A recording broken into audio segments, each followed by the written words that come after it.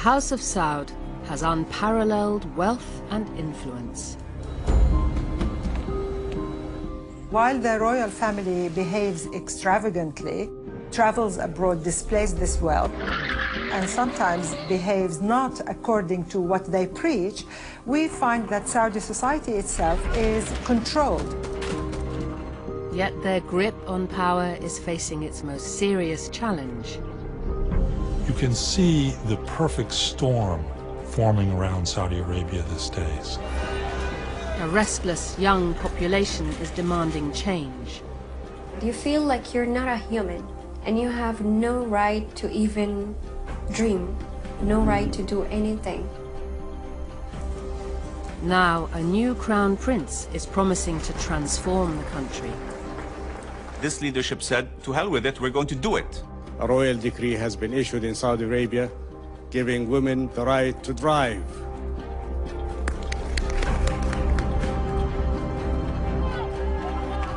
But staying in power also means crushing opposition. He's trying to be the ally of the West, suggesting that he's moderate, whereas actually beheading people whose offence was to attend a protest. For decades, this extraordinary family have been the great survivors of the Middle East. Now, their future rests on a young, untested prince. Oh, I think it's crucial. I think we should very much want his country to succeed. If something happens to Saudi Arabia, this would be catastrophic for the region and, frankly, catastrophic for the world.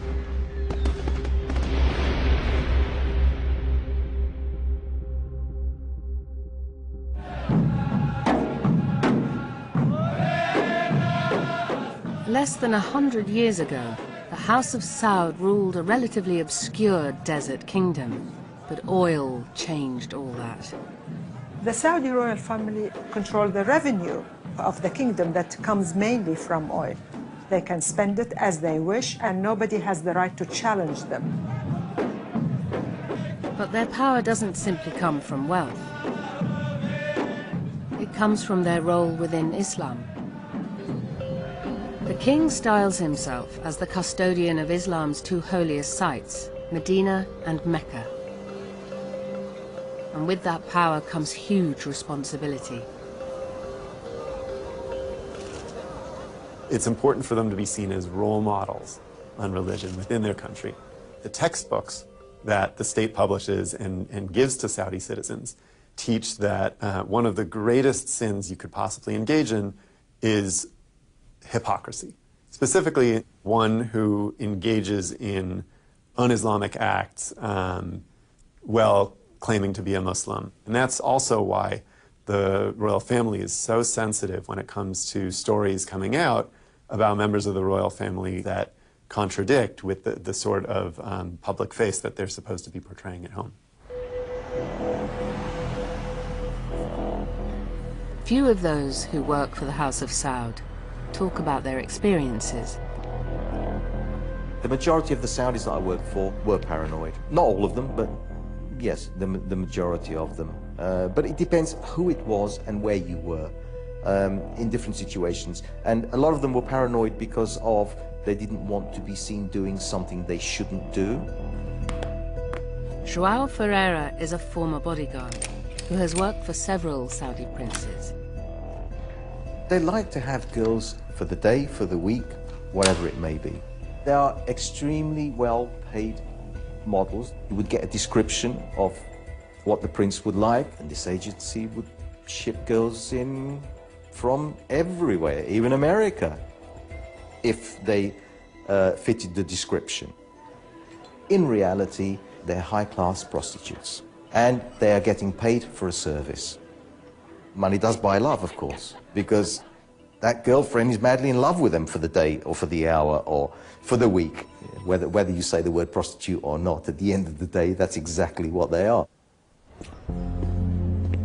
I think Saudi princes are really afraid of their secrets. It's a secret for them, or that their lifestyle comes out in the public.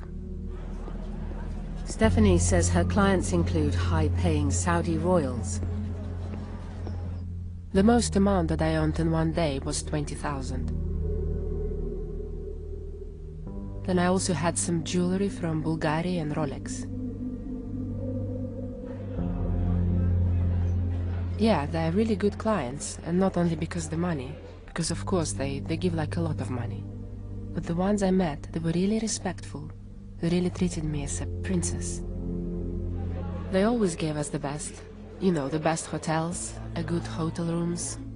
They didn't treat us as a number. They gave me like an old school phone, so I had like a Nokia or something with my own SIM card. But it was more for them, so that I couldn't take pictures of the prince.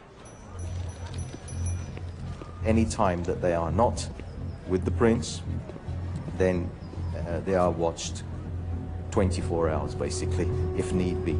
So you always know where they are, and they always have to report where they're going, who they're going with. That is then reported to the prince, and he will say, okay, send somebody with him or not, depending on who it is, and how long they stay and how much they like them.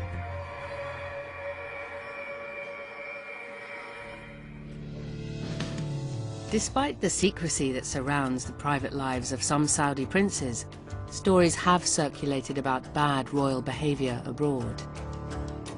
But very few cases ever come to court. Some of those royal family members, some of them, they live themselves in a very narcissistic way, pathological grandiosity. They believe they are above the law all over the world. London has always been a favourite playground for the Saudi royal family. Meet Prince Saud Abdulaziz bin Nasser Al Saud, a great-grandson of Saudi's first king. London gave the prince an opportunity to pursue a very different lifestyle. I crawl up the back and massage the body. Body to body, yeah, I'm excited, he's excited. He's underneath me. I'm kissing his ears, massaging his head. You can tell he's horny as hell. Homosexual activity is illegal in Saudi Arabia. But in the discreet surroundings of a top London hotel, who could possibly find out? But this Saudi prince also had extreme issues with his temper.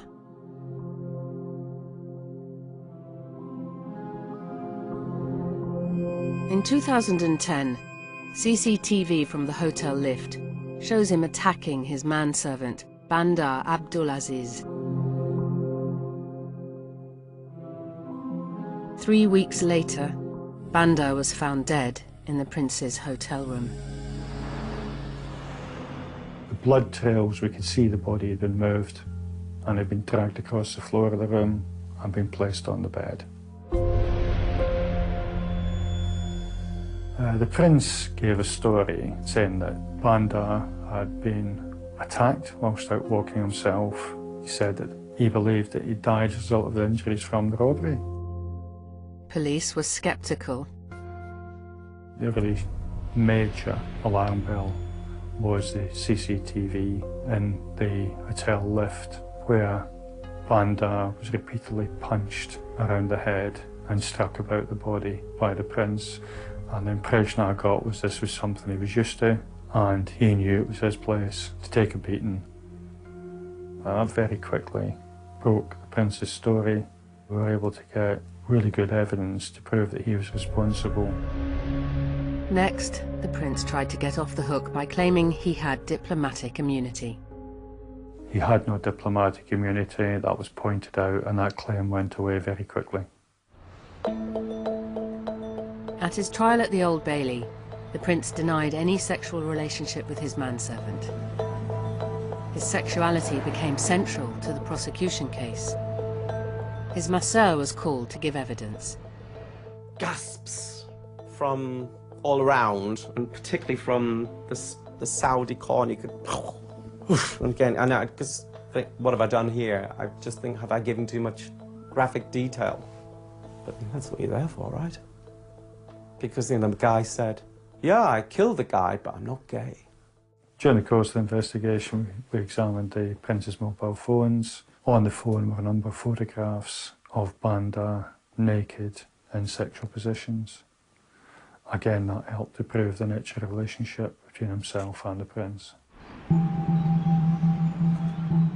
During the trial, the Prince's lawyers were anxious to prove that he was not in a gay relationship.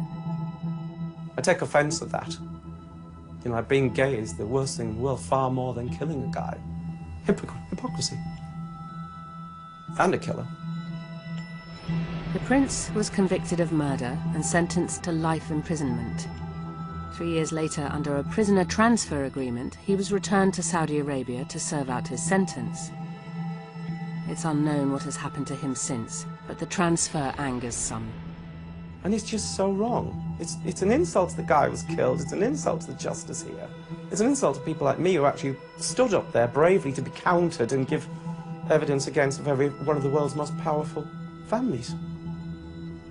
It's an insult. I think he's got away with it.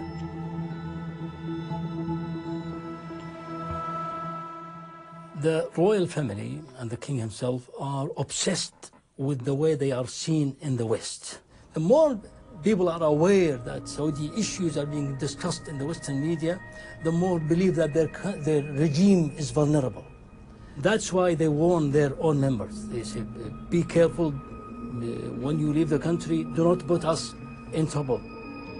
It's a matter of not to embarrass the king in front of the British or American press or European press. الشيء اللي ما دخل عقلي ولا عقول الغربيين انه طلب من رفيقه انه يطقع في وجهه، يطلقها في وجهه، جعلها في وجهه، وقال انه يحب يشم ريحة الطقاع. It does feel awesome to see millions of people reading my tweets or watching my videos. فطلع البودي جارد المسدس وشهرها بوجهه في انصاع وباس رجلين الأميرة. It gives me more encouragement to do more. وإذا عجبكم المقطع اضغطوا لايك اللايك والشير يعتبر طقعة في وجهها لسعود. أليس كذلك؟ أطقع في وجه الأمير بلايك. Ghanem al-Dosari is a Saudi blogger. From London, he runs one of the most popular social media accounts, mocking the Saudi royal family's bad behavior. His videos have achieved around 180 million hits, and he has a huge following in Saudi Arabia. In my videos, I cover most of the bad behaviors, the parties, how they spend their money, the gambling, the misuse of drugs. I'm very dangerous to them. Otherwise, they wouldn't call me terrorist. I do think I'm danger to them because I talk to the public and I start changing the mind of the public, and they don't like it. The power of the House of Saud relies upon maintaining its status as a family that is fit to rule. But social media has given Saudis more access than ever before to critical information about their rulers. Saudi citizens have been in the dark before, but at the moment we have campaigns on Twitter, for example, that track these kind of images of the princes when they are not supposed to be behaving as they do, and people follow them and they are aware of their excesses. It is building up consciousness about those princes and what they can do. For decades, Saudi royals have enjoyed lives of extraordinary privilege. They've been able to do so because of a unique social contract, which has provided their citizens with well-paid jobs, free education and healthcare, almost no taxation, and, of course, cheap fuel. You know, if you're a Saudi citizen today, since the founding of the modern kingdom, you've had continuity and stability. Now, people in the West take that lightly sometimes because they take it as a given. But your property, your family the chance to get educated, the chance to develop. Push come to shove, you know, they've actually gotten the best deal of any citizen in the Middle East over the past 100 years. But there's a new threat to the House of Saud, a demographic time bomb. Around 2/3 of the population is under 30. And they are questioning the conservative rule of the House of Saud. It's really hard. You feel like you're not a human and you have no right to even dream. I'm not allowed to do anything. I'm not allowed to decide anything for myself. I'm here just to get married and have babies and just follow rules. Sama Damanhuri left the kingdom in 2014. She now lives in the United States. So imagine if you're living your whole life like that. And whenever you dream, whenever you have an opinion, you're like, you're not allowed even to think like that. This is wrong.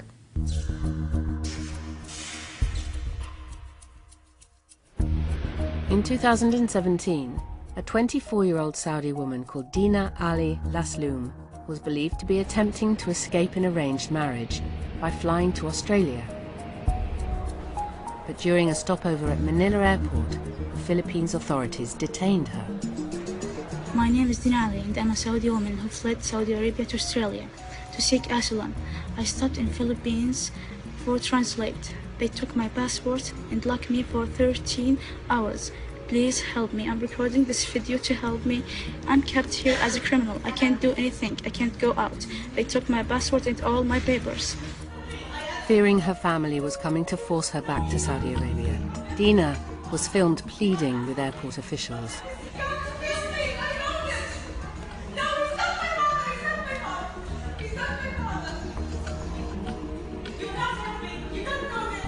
Dina was put on a flight back to Riyadh, but not before she sent her video appeal to an activist. Then, Moody Al-Jahani brought world attention to Dina's plight. Before Dina had even landed in Saudi Arabia, hashtag Save Dina Ali had gone viral. Can you tell us anything about Dina's condition or whereabouts? The last thing we know is that she's been held in the girls' detention, which is another name of women's prison. Moody campaigned for Dina because she says her own family wanted her to live under the control of a male guardian who would decide many aspects of her life. Moody went to university in America. When she returned to Saudi Arabia for a holiday, she says her family tried to keep her there. When I went to visit my family, they say you're not going back because you're being too Americanized. That was the biggest shock in my life, and I didn't believe it in the beginning, and then it became real. I was a hostage. I was a prisoner in my own house. I call it slavery, because there is no different than slaves and, you know, the guardianship system. It's a modern slavery.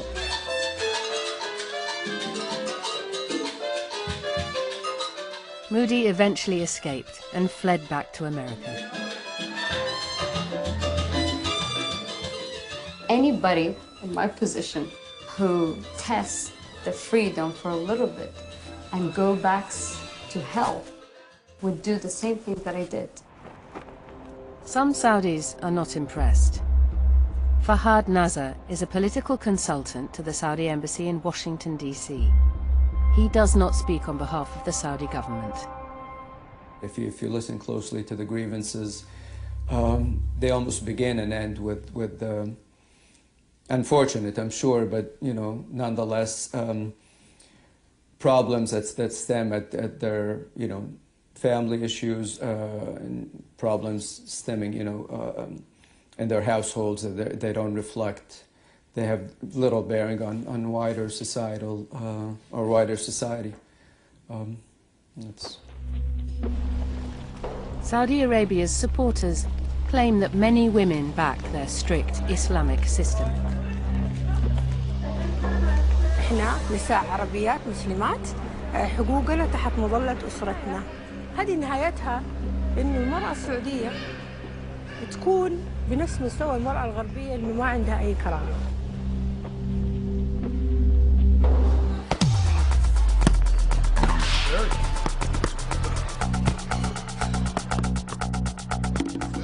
Sama is no longer a Muslim. He's also publicly criticized Islam. I broke a lot of rules in terms of culture and religion. So it's really, really hard to go back home.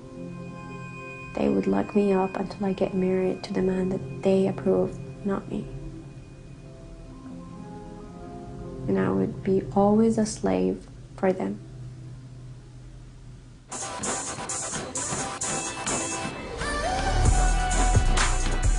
Sama is seeking asylum in America. From there, she campaigns for the rights of women back home. If I do what I'm doing right now back home, they would just simply put me in jail, or like they would do whatever to shut me and put me down.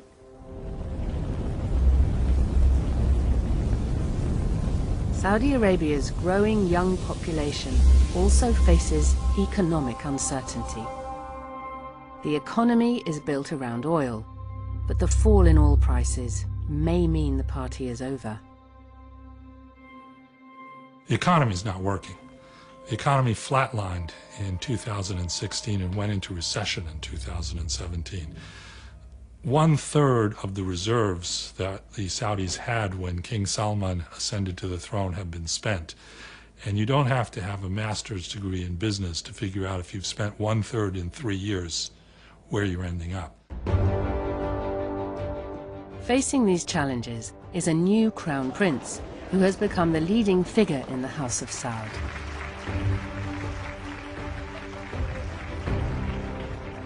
Just 32 years old, Mohammed bin Salman has promised to fundamentally transform the kingdom. At the heart of his project, called Vision 2030, is a promise to modernize the Saudi Arabian economy. This is a revolution that's going on. This is not a transition. And it's driven by the recognition of a need for a revolution in the economy. They cannot continue the way they have. With oil prices and gas prices what they are and generally predicted to continue to be for some time. Vision 2030 in the long term, and on the surface, is an economic diversification strategy, but it's underpinned by social and cultural reform. And it also placed women on the map. A royal decree has been issued in Saudi Arabia giving women the right to drive.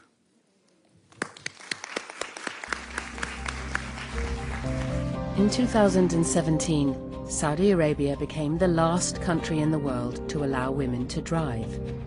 It was a historic moment for the kingdom. It is a very important reform because women who are working, such as teachers, they need to go to their schools on time, they need to run their affairs, they need to have freedom of movement. Social reform is underway. For the first time in decades, cinemas are opening. Women have been allowed into stadiums. The feared religious police have been barred from making arrests.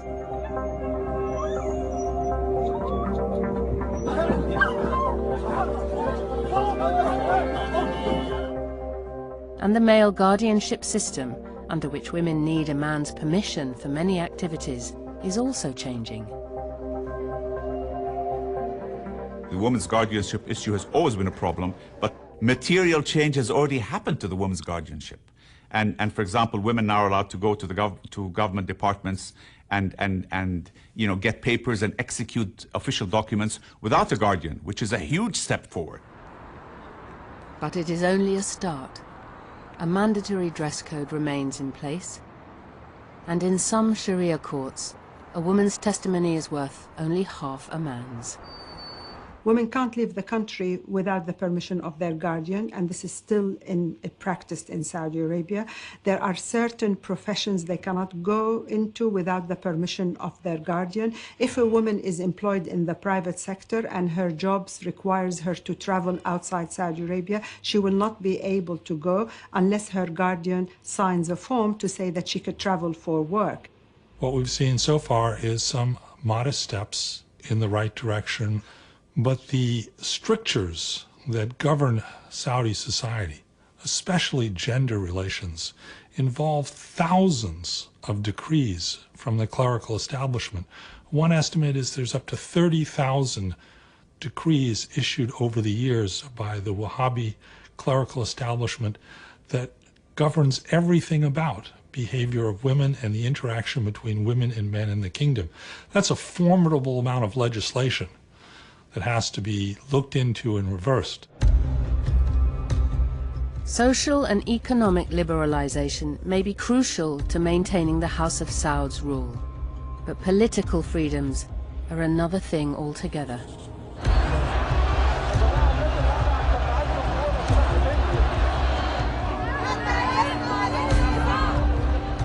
The Arab Spring saw dictators across the Middle East toppled. Protests erupted in Saudi Arabia too. Social media exploded, becoming a pivotal tool for activists. There was, I think, a brief window of time when the Saudi government was not in control of what their citizens were saying and able to say, and that was with the emergence of social media. That really brought about a tremendous opening in Saudi Arabia, the likes of which we had not seen before. But the Saudi government soon woke up to the threat. After the Arab Spring, the regime sees itself as very vulnerable. Any activity is seen by the regime as dangerous. Whether it is somebody making a tweet, or a post on Facebook, or a post on YouTube, they try to chase them, either by using the advanced technology given to the regime by the West, or by seducing them, sending agents to speak to them. So they use the social media itself to arrest people, to get rid of them. تويتر على وجه التحديد كان متنفس للشعب السعودي. كان يمثل ثورة الشعب السعودي، لكن استطاعت الحكومة اختراق هذا العالم والسيطرة عليه.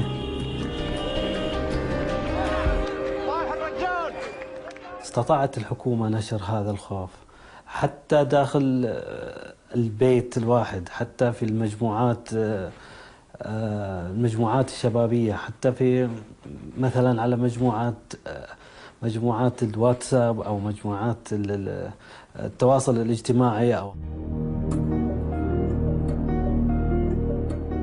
In 2014, Bill Marzak was an analyst for Canadian-based research team Citizen Lab. He uncovered a malicious bug hidden in an app for a newspaper popular in the Shia eastern province of Saudi Arabia. We saw, for instance, on Twitter, there were a few accounts sending out tweets saying, oh, check out the new version of the Qatif Today app. And if you had clicked on that and installed that on your phone would have been infected and data would have been sent back to the Saudi Ministry of Interior. Bill traced the bug back to a high-tech company that develops what it calls offensive security. Remote control system Galileo. The hacking suite for governmental interception. Italian company Hacking Team has been criticized for having supplied this kind of mass surveillance technology to Saudi Arabia. Rely on us.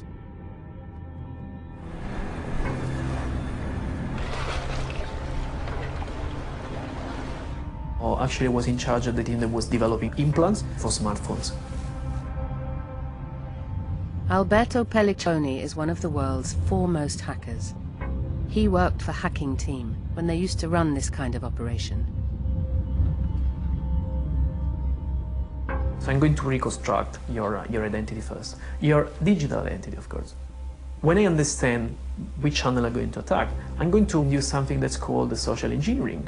That is, I'm pretending to be somebody, or I'm sending something that you're expecting, but it's not really coming from the source you're expecting. This one is rigged with a bug.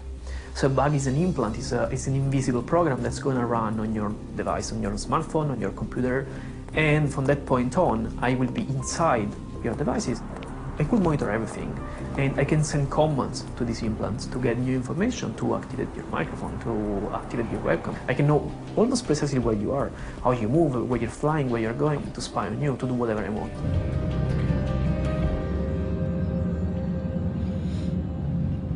Saudi Arabia, in my estimate, is probably one of the more sophisticated governments when it comes to surveillance in the Middle East. And the simple reason is they've got a lot of money. So this gives them access to surveillance tools that other governments might not have access to. You know, I'm sure that Saudi is very interested in fighting terrorism, but I'm sure also that they're abusing the products to spy on activists. Because, you know, what if you're the Saudi government, who are the threats? Well, the threats are anyone that's kind of threatening your grip on power and the stability of your ruling family and your government. Social media had been a mixed blessing in Saudi Arabia. First, it allowed Saudis to access the world and make their voices heard. However, there is an unfortunate side to Saudi social media, and that is a lot of people got in trouble as a result of circulating ideas, even short sentences on Twitter.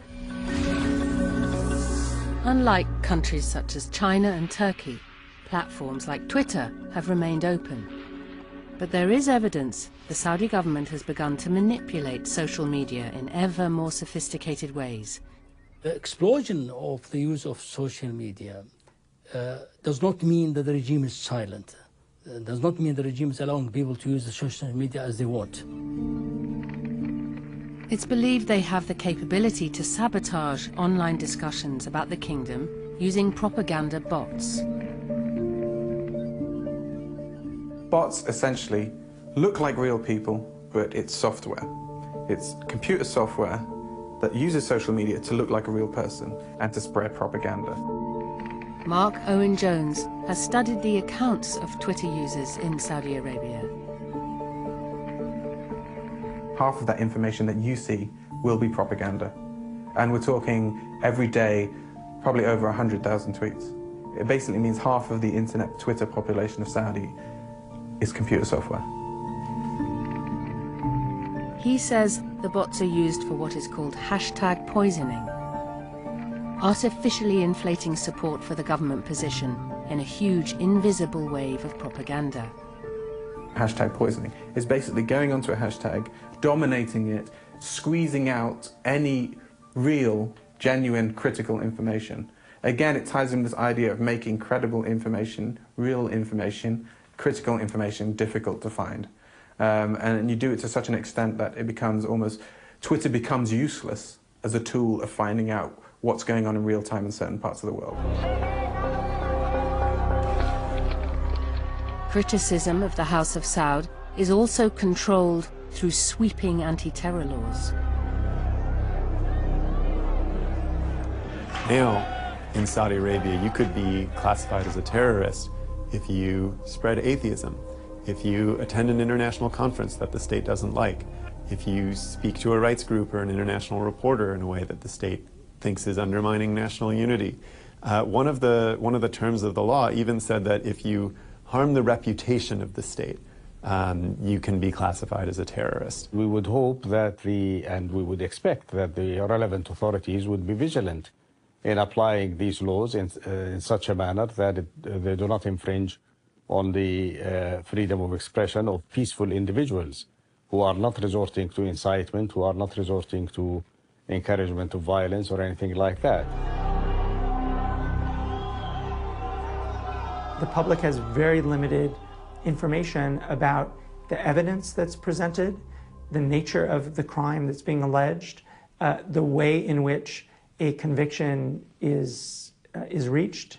And in that kind of context, it creates a kind of pervasive feeling of repression. So it takes a very brave person in Saudi Arabia to speak out about anything political, certainly anything that might shed a negative light on the government. There may have been individual cases, there may have been individual mistakes, but it is not a common practice in Saudi Arabia. We're not North Korea, we're not, the gulags, we're not anything like that. We are a peaceful society that is well integrated, that is well cohesive, and that has the right to protect itself and to protect its community against the threat of terrorism.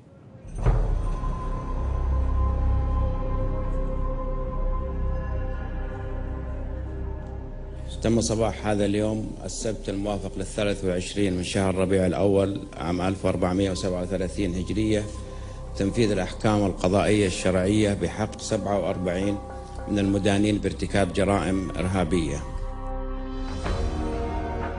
In January 2016, the Saudi Interior Ministry announced it had executed 47 people on a single day, declared guilty of terror offences. While some of the 47 were convicted of al-Qaeda-linked terror attacks, others seemed to be simply political protesters. King Salman wanted to show that he's tough with any kind of dissidents. The regime claims that they are either terrorists or sympathizers with terrorists. But given that the judiciary in Saudi Arabia is not independent, it is very difficult to verify these claims. Among those executed was Sheikh Nimr al-Nimr, a leading cleric from the country's Shia Muslim minority. Saudi Arabia's Shias have long complained of marginalization and oppression. This was a very blunt and strongly worded message to the Shia community that this is the consequence of stirring up dissatisfaction, expressing that in any way. The consequence is arrest, prosecution, execution.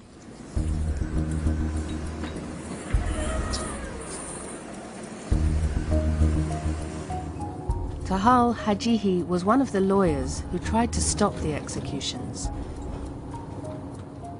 كانت مطالب الشيخ نمر واضحة وصريحة ودقيقة وكانت سلمية جدا بعيدة عما يتهم به.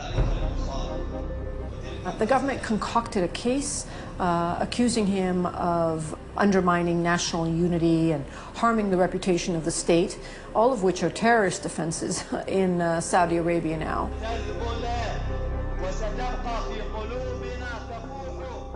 Convicted criminals were executed, as simple as that. They went through the full process of the law, they went through multiple appeal stages, and they were convicted of crimes, of terrorism and other crimes, and they were executed in accordance with the law.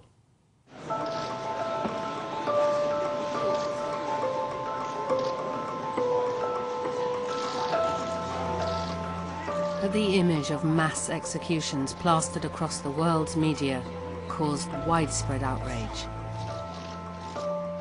Now the Americans wanted answers about the executions of the 47 men. The president took it up with the king. I have to give President Obama a lot of credit. I mean, he was very forthright in bringing these issues to the forefront. And the king was very direct with the president, too, in saying, you know, we have our customs, we have our judicial system. You know, I may be the king of Saudi Arabia, but I have to respect my judicial system. I think our human rights record is one of the best in the world, both internally and in terms of our own systems and as far as international agreements and covenants. We uphold the charter, we uphold, above that, we uphold our own Sharia law, which protects human rights for all individuals and which guarantees the dignity and the responsibility also towards society of all members of the community. So I have no doubt that we uphold the highest standards of human rights. I think Saudi Arabia finds self-analysis and self-criticism extremely difficult and extremely painful. I certainly would not characterise Saudi Arabia as one of the countries with the best human rights record in the world.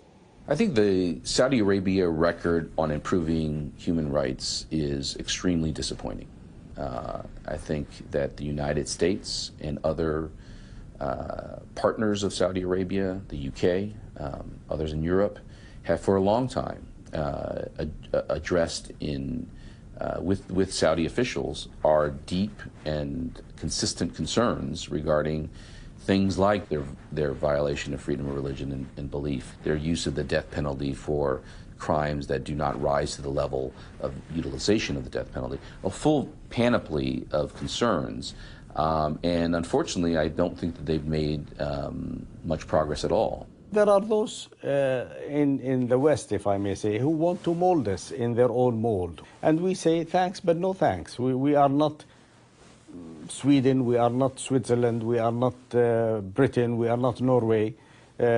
We are our own country, and we do not want to be molded in the mold of any other country.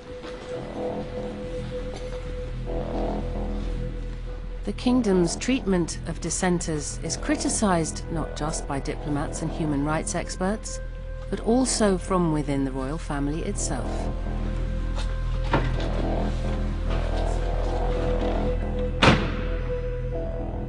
يعني الحكومة تشوفنا احنا من المعارضين من داخل الأسرة السعودية أخطر من المعارضين من خارج الأسرة السعودية. Prince Khaled bin Farhan Al Saud can trace his family lineage back to the original founders of the kingdom. The prince is openly critical of how the Saudi Interior Ministry has cracked down on human rights activists. رأيي أنا الشخصي أن حتى في وزارة الداخلية السعودية أخطر من داعش الآن، لأنه تعاملهم مع معارض أو تعاملهم مع أحد يطالب بالإصلاح بالعنف وبكسر حقوقه وكرامته تولد لديه شعور بأن هناك ظلم، فبالتالي يتجه إلى أفكار متشددة وتحتضن الجماعات المتشددة، وبالتالي ينضم إلى جماعات راديكالية وجماعات إرهابية. Prince Khaled is speaking out through a sense of personal injustice over what he claims is the illegal seizure of land he inherited. He feels the country is deeply corrupt. فمن باب أولى العاملين لدى الداخلية هم اللي يحكم عليهم بالإساءة لسمعة المملكة ومكانتها لنظر الأفعال الغير إنسانية والغير شرعية اللي يفعلوها مع النشطاء ومع المعارضين السياسيين. هذه بلدهم، هم حرين. قلت له كيف بلدهم؟ شروها يعني ولا كيف؟ شروها بالشعب حقها؟ من حق هذه بلدهم وهذه بلدي كمان، ولا شرونا كلنا؟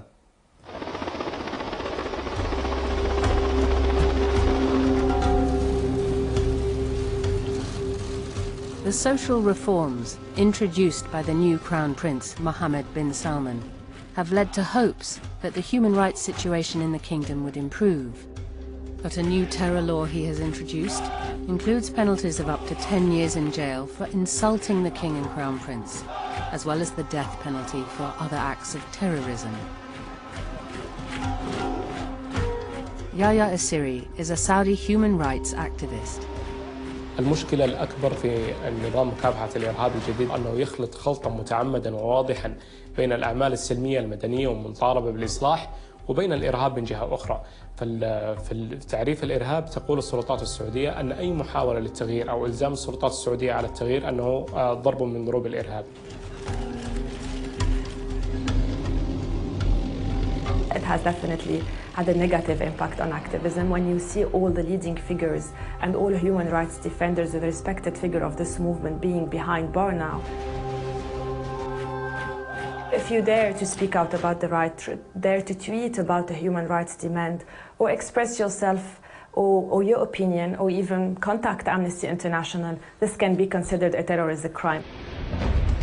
The fate of Mujtaba al-Swaykat has been seen as a test case for the new regime.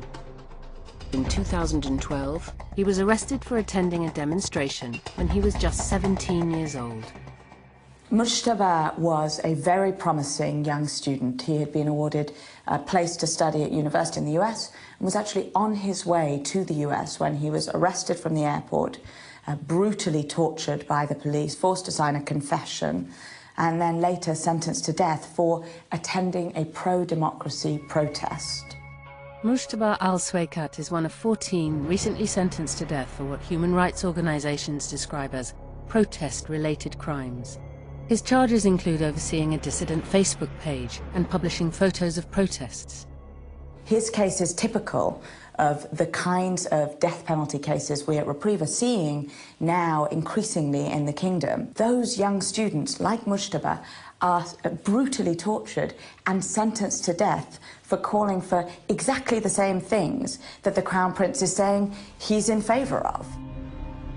The Saudi Ministry of Justice maintains that all the trials of the 14 Saudis sentenced to death have met international standards for fairness and due process. They say the death sentences are only handed down for the most serious crimes. Since the Crown Prince came to power, dozens of people have been detained in what UN experts have called a worrying clampdown on human rights. What we've seen since he took office is certainly an increased use of mass executions. There were 7 people executed on the 28th of November, among whom a number of those, 4 of them, were peaceful protesters. We're also seeing an attempt to disguise the repression and abuses of fundamental human rights by the Crown Prince, disguise it in this guise of countering terrorism. He's trying to be the ally of the West.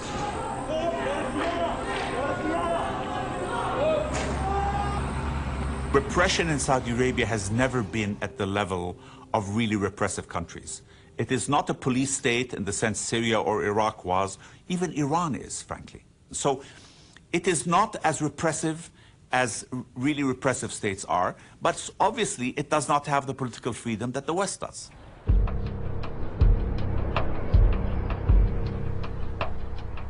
For political and economic reasons, Western governments have long tolerated the House of Saud's record on human rights.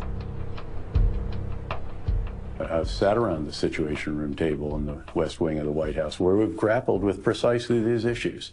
You know, isn't it time that we finally told country X this is it? Okay, well, then what? Well, country X then goes to Russia, or they go to China, or they go somewhere else. And then we've lost whatever influence we had, however inadequate it may be. No country is ever perfect. Saudi Arabia certainly has its imperfections, its flaws. But at the end of the day, I would judge that they're a flawed friend, and that others in the region are our adversaries and our enemies. Few things have focused attention on the West's support for Saudi Arabia like the brutal war in Yemen. The Saudi coalition has been led by Crown Prince Mohammed bin Salman. The Saudis maintain they are defending the rightful government of Yemen against Iranian-backed Houthi rebels who had seized power.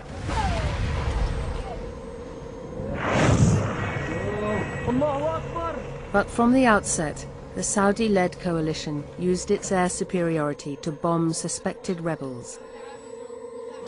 Reports emerged of civilians being targeted.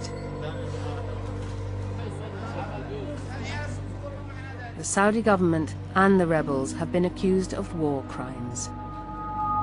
What we have documented in multiple investigations in Yemen on the ground is that this war has been characterized by a very widespread and systematic pattern of indiscriminate bombardment of civilian areas, in some cases deliberate bombardment of civilian areas that has killed thousands of civilians. In 2015, in Geneva, the head of the UN Human Rights Council called for an independent international investigation into war crimes committed by both sides.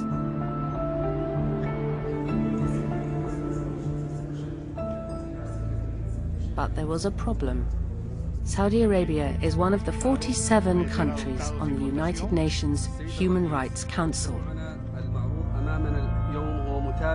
Saudi Arabia's effort to seek leadership in the UN Human Rights Council came basically at the same time that Saudi Arabia was putting out an ad to hire more executioners by sword for beheading its citizens, or expats who are sentenced to die. I mean, this is a real contradiction here in terms of, on the one hand, Saudi Arabia's international legitimacy and acceptance by some of the most prominent leaders in the UN system, while at the same time chopping people's heads off for doing things that we don't even define as crimes here in the West. In terms of why the Saudis want to be on the Human Rights Council, I think it's very simple. They want to block any efforts to shine the light on themselves and some of their other allies who have horrific human rights records. Clear and simple. It's not for good reasons. Keith Harper was the US ambassador to the council at the time. I think that countries like Saudi Arabia being on the Human Rights Councils undermines the council. And I think it makes it a weaker institution. And it makes it an institution that whose veracity can be more greatly questioned. And I think that undermines human rights ultimately when countries like Saudi Arabia are on the Human Rights Council. Saudi Arabia's presence on the UN Human Rights Council helped block the independent international investigation. A Yemeni government investigation went ahead instead. We did not block an independent investigation at the UN.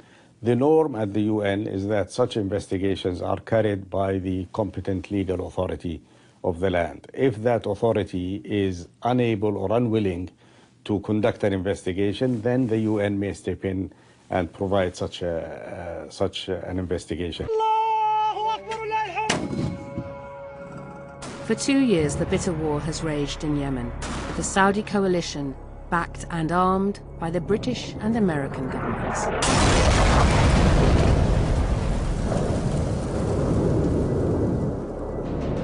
In October 2016, a funeral in the Yemeni capital Sana'a was hit by a Saudi jet. 140 were killed, 500 injured. كنت شفت الناس محريق وناس مقطع.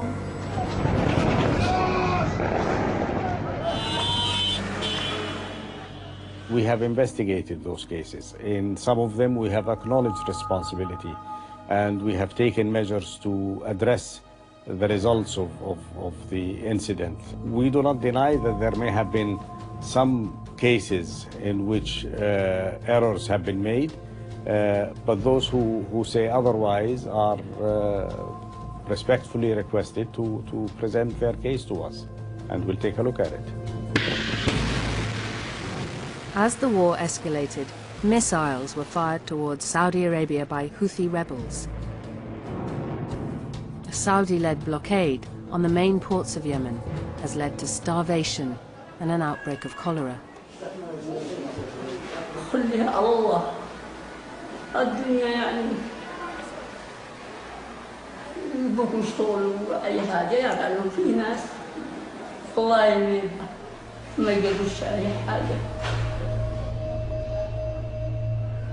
After 2 years of wrangling, the United Nations Human Rights Council has finally passed a resolution.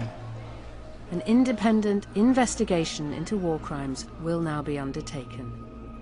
But around 10,000 civilians have already died in Yemen.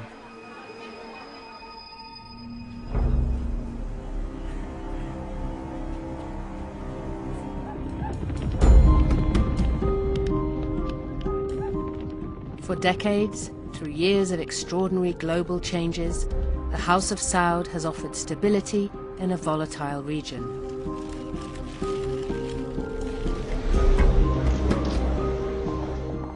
But in just a few months, a 32-year-old crown prince has changed all that. Mohammed bin Salman has pledged to end Islamic extremism. نحن فقط نعود إلى ما كنا عليه الإسلام الوسطي المعتدل المنفتح على العالم وعلى جميع. King Salman and Crown Prince Mohammed have taken dozens and dozens of measures to crack down on terrorists, on terrorist cells, on terror financing. They have dismissed thousands of imams and teachers who espouse extremist views. He has launched a crackdown on corruption, with hundreds detained, including ministers, billionaires, and members of his own family. This is a monumental shift in the way the government is tackling corruption. In the past, the government has fought corruption, but they were always half measures. What's happening today is that the government is sending a very clear message that corruption will not be tolerated regardless of who's behind it. He has begun a process of economic and social reform. I think there's actually a veritable revolution in Saudi Arabia right now. There's a revolution in governance, the social/religious context. There's a revolution in the economic sector that's driving the need for all of these others. I think now there's leadership, there's decisiveness, there's determination. Concrete action has been taken. May it run over a few people or hit a few potholes? Maybe, but it's in the right direction. The Crown Prince's reforms have been welcomed in the West, but the House of Saud has now entered a period of unprecedented instability. There is no sign that the political sphere is opening up to new ideas. In fact, what we have is a regression into a very, very repressive absolute monarchy with no freedom of speech whatsoever.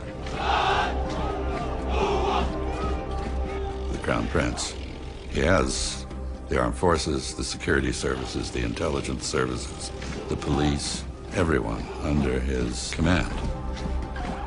It reflects a generational change in leadership. It's risky, it's unprecedented, and where it will lead, no one can say.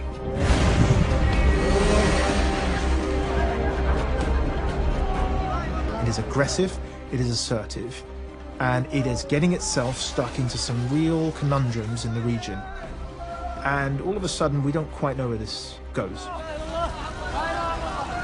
Saudi Arabia today is at a crossroads. Its foreign policy has a series of disastrous adventures. Its economy is flatlined, going into recession.